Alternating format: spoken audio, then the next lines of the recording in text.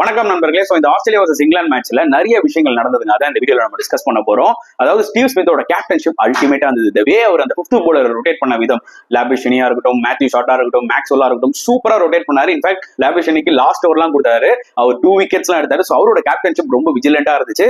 And England பொறுத்த வரைக்கும் பாத்தீங்கன்னா 351 டீசென்டா அடிச்சிட்டாங்க. பட் அவங்களோட போலிங்ல வந்து பாத்தீங்கன்னா வெரைட்டி ரொம்ப லேக் ஆச்சுங்க. எப்படி ஓடிஐ சீரிஸ்ல நம்ம இந்தியால பார்த்தோமோ அதே மாதிரி வந்து பாத்தீங்கன்னா இந்த மாதிரி கண்டிஷன்ஸ்ல வந்து நீங்க டங்கு ஷார்ட் பிச் போட்டீங்கன்னா பயங்கரமா அடி வாங்குவாங்க. கண்டிப்பா ஏதாவது ஸ்லோவர் பால்ஸ் ஏதாவது லென்த்தை வேரி பண்ணி அந்த மாதிரி யாருமே போடல. பிரைடன் கார்ஸோட ஸ்பெல்லு ரொம்பவே மட்டமா இருந்தது. அதே ஒரு மிகப்பெரிய டேர்னிங் பாயிண்ட்னே சொல்லலாம். பிளஸ் ஜாஃப்ரா ஆர்ச்சர் கையில வந்து ஒரு கேட்ச் விழுந்ததுங்க. அலெக்ஸ் கேரி அடிச்சா அந்த டைம்ல 104 ரன் தேவை ஆஸ்திரேலியாவுக்கு. பிடிச்சிருந்தாங்கன்னா மேக்ஸ்வெல் வந்திருப்பாரு, திருப்பி 300 விக்கெட் எடுத்தா இங்கிலாந்து கேம்குள்ள வந்திருக்கலாம். அந்த டைம்ல கேட்ச விட்டாங்க. எக்ஸ்ட்ரா ஒரு 34 ரன் இருக்கும் அந்த பார்ட்னர்ஷிப் போச்சு. ஸோ மேக்ஸ்வெல் வரும்போது 50 பால்ல 70 ரன், அது அவரோட கோட்டை அடிச்சு முடிச்சிட்டாங்க. இந்த மாதிரி நிறைய விஷயங்கள் ஆக்சுவலா தவறுகள் பண்ணாங்க இங்கிலாந்து. பட் ஆஸ்திரேலியா பொறுத்தவரைக்கும் ஸ்டீவ் ஸ்மித் கேப்டன்ஷிப் பிளஸ் இங்கிலீஷோட அருமையான பேட்டிங் வேற லெவல்ல இருந்துச்சு மக்களே.